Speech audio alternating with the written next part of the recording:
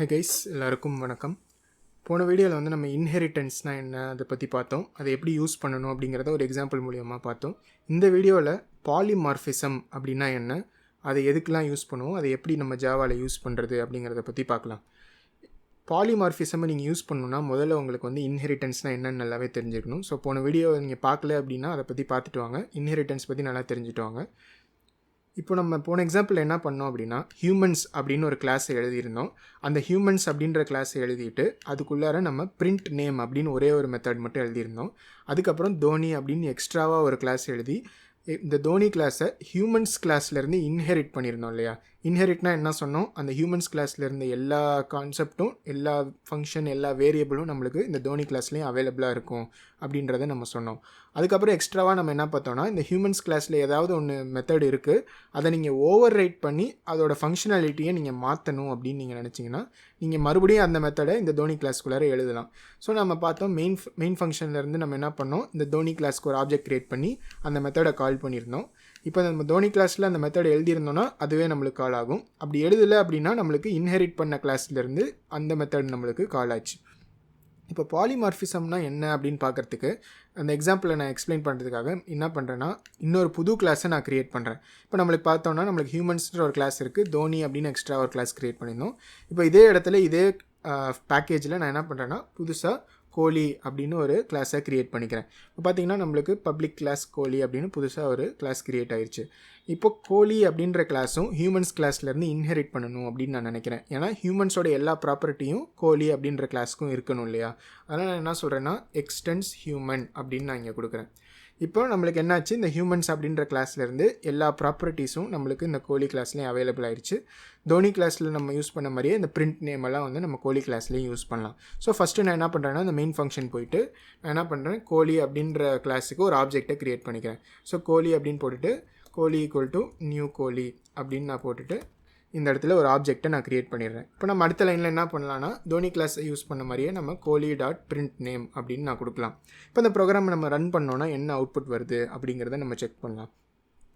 இப்போ நம்ம தோனி கிளாஸ்க்கு பார்த்தோம், இந்த பிரிண்ட் நேம் அப்படின்றத நம்ம ஸ்பெசிஃபிக்காக தோனி கிளாஸில் பிரிண்ட் நேம் கூப்பிட்டா என்ன பண்ணணும் அப்படிங்கிறத அந்த ஃபங்க்ஷனாலிட்டியை நம்ம இங்கே ஓவர் ரைட் பண்ணியிருக்கோம் இல்லையா. அதனால் நம்மளுக்கு என்ன ஆகுது, தோனி கிளாஸில் நீங்கள் பிரிண்ட் நேம் கால் பண்ணும்போது மை நேம் இஸ் தோனி அப்படின்னு பிரிண்ட் ஆகுது. ஆனால் நம்ம கோலி கிளாஸில் எதுவுமே கொடுக்கவே இல்லை. அதனால் என்ன ஆகுதுன்னு பார்த்தீங்கன்னா, நம்மளுக்கு பிரிண்ட் நேம் கால் பண்ணும்போது இந்த ஹியூமன்ஸ் கிளாஸில் என்ன பிரிண்ட் நேம் இருக்கோ அது வந்து நம்மளுக்கு கால் ஆகி நம்மளுக்கு பிரிண்டிங் ஹியூமன் நேம் அப்படின்னு பிரிண்ட் ஆகுது.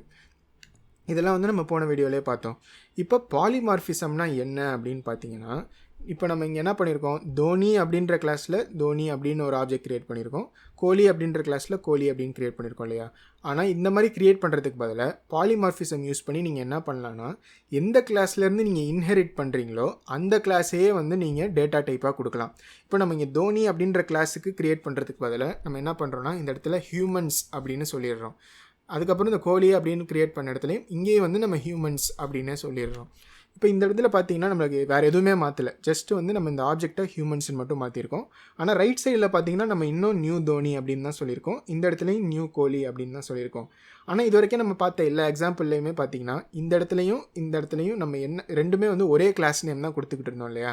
அந்த மாதிரி இல்லாமல் பாலிமார்ஃபிசம் யூஸ் பண்ணும்போது என்ன ஆகும் அப்படின்னு பார்த்தீங்கன்னா, நீங்கள் வந்து பேஸ் கிளாஸ் என்னவாக இருக்கோ அந்த கிளாஸில் ஒரு ஆப்ஜெக்டை நீங்கள் க்ரியேட் பண்ணலாம். இப்போ நம்மளுக்கு இந்த எக்ஸாம்பிளில் எது பேஸ் கிளாஸ்ன்னு பார்த்தீங்கன்னா, இந்த ஹியூமன்ஸ் கிளாஸ் தான் பேஸ் கிளாஸ். இப்போ அதனால் இந்த ஹியூமன்ஸ் பேஸ் கிளாஸில் நீங்கள் ஒரு ஆப்ஜெக்டை க்ரியேட் பண்ணுறீங்க, அந்த ஆப்ஜெக்ட்டுக்கு நீங்கள் ஒரு வேல்யூ கொடுக்கணும் இல்லையா.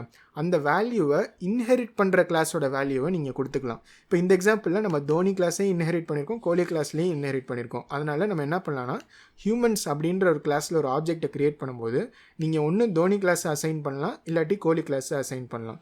ஸோ இந்த மாதிரி பண்ணுறதுக்கு பேர் தான் பாலிமார்ஃபிசம். அதாவது பேஸ் கிளாஸை மட்டும் யூஸ் பண்ணி நீங்கள் வந்து ஆப்ஜெக்ட் க்ரியேட் பண்ணிவிட்டு அந்த ஆப்ஜெக்ட்டுக்கு நீங்கள் வேல்யூஸ் அசைன் பண்ணும்போது இன்ஹெரிட் பண்ண கிளாஸ்லேருந்து நீங்கள் யூஸ் பண்ணலாம். இப்போ பார்த்தீங்கன்னா இந்த ப்ரோக்ராமில் மறுபடியும் ரன் பண்ணினா எந்த மாற்றமுமே வராது, அதே 2 லைனில் தான் நம்மளுக்கு அவுட்புட் வரும். அதாவது மை நேம் இஸ் தோனி வரும், அப்புறம் பிரிண்டிங் ஹியூமன் நேம் அப்படின்னு நம்மளுக்கு அவுட்புட் வரும். இந்த ப்ரோக்ராமை நான் ரன் பண்ணி காமிக்கிறேன் உங்களுக்கு மறுபடியும். எந்த எரரும் இல்லாமல் நம்மளுக்கு இந்த ப்ரோக்ராம் சக்ஸஸ்ஃபுல்லாக ரன் ஆகி அதே அவுட்புட்டே வருது. இப்போ இதனால் என்ன அட்வான்டேஜ், நம்ம ஜஸ்ட்டு வந்து தோனி கோலின்னு யூஸ் பண்ணுறதுக்கு பதிலாக ஹியூமன்ஸ்னு யூஸ் பண்ணியிருக்கோம். இதனால் என்ன அட்வான்டேஜ் நம்மளுக்கு, நம்ம பேசாமல் அந்த தனித்தனி கிளாஸையே யூஸ் பண்ணிட்டு போயிடலாமே அப்படின்னு பார்த்தீங்கன்னா, பாலிமார்ஃபிசம் வந்து நிறைய இடத்துல நம்மளுக்கு யூஸ்ஃபுல்லாக இருக்கும். அது எங்கெங்கெல்லாம் யூஸ்ஃபுல்லாக இருக்கும் அப்படின்னு பார்த்தீங்கன்னா, நீங்கள் எப்போயாவது எந்த கிளாஸை நீங்கள் யூஸ் பண்ண போகிறீங்க அப்படின்னு உங்களுக்கு தெரியல அப்படின்னு வச்சுக்கோங்க. உதாரணத்துக்கு நீங்கள் ஹியூமன்ஸ்க்கு என்னென்னலாம் பண்ணணும் அப்படின்னு நினைக்கிறீங்களோ அதை பற்றி நீங்கள் ஒரு கிளாஸ் எழுதுறீங்க. அந்த ஹியூமன்ஸ் கிளாஸ்க்கு எந்த ஹியூமன் வேணால் அசைன் ஆகிருக்கலாம். தோனியாக இருக்கலாம், கோலியாக இருக்கலாம், இல்லை நீங்களாக இருக்கலாம், நானாக இருக்கலாம், இல்லை யார் வேணால் இருக்கலாம். ஆனால் நீங்கள் இந்த ஹியூமன்ஸ் கிளாஸாக இருந்துச்சுன்னா நான் சில ஃபங்க்ஷன்லாம் பண்ணணும் அப்படின்னு நீங்கள் நினைக்கிறீங்கன்னா அந்த மாதிரி இடத்துல நீங்கள் என்ன பண்ணலான்னா இந்த ஹியூமன்ஸ் கிளாஸை யூஸ் பண்ணி அந்த ஹியூமன்ஸ் கிளாஸ்க்கு என்ன ஆப்ஜெக்ட் வேணால் அசைன் ஆகிருக்கலாம், அதை யூஸ் பண்ணி நீங்கள் ஏதாவது பண்ணணும் அப்படின்னு நினச்சிங்கன்னா நீங்கள் பண்ணலாம். ஸோ இந்த மாதிரி இடத்துலலாம் உங்களுக்கு பாலிமார்ஃபிசம் ரொம்பவே யூஸ்ஃபுல்லாக இருக்கும். இப்போ நான் டேரெக்டாக உங்களுக்கு சொல்கிறனால உங்களுக்கு இது ரொம்ப யூஸ்ஃபுல்லாக இல்லாத மாதிரி கூட தெரிய வாய்ப்பு இருக்குது. ஆனால் நீங்கள் இதை நல்லா ஞாபகம் வச்சுக்கோங்க, நல்லா ப்ராக்டிஸ் பண்ணி பாருங்கள், பாலிமார்ஃபிசம் நல்லா புரிஞ்சுக்கோங்க. கண்டிப்பாக அது உங்களுக்கு பின்னாடி ஜாவாவில் ரொம்பவே யூஸ்ஃபுல்லாக இருக்கும். இதில் தான் உங்களுக்கு சந்தேகம் இருந்தால் கண்டிப்பாக கமெண்ட்டில் கேளுங்க, உங்களுக்கு நான் ஆன்சர் பண்ணுறேன்.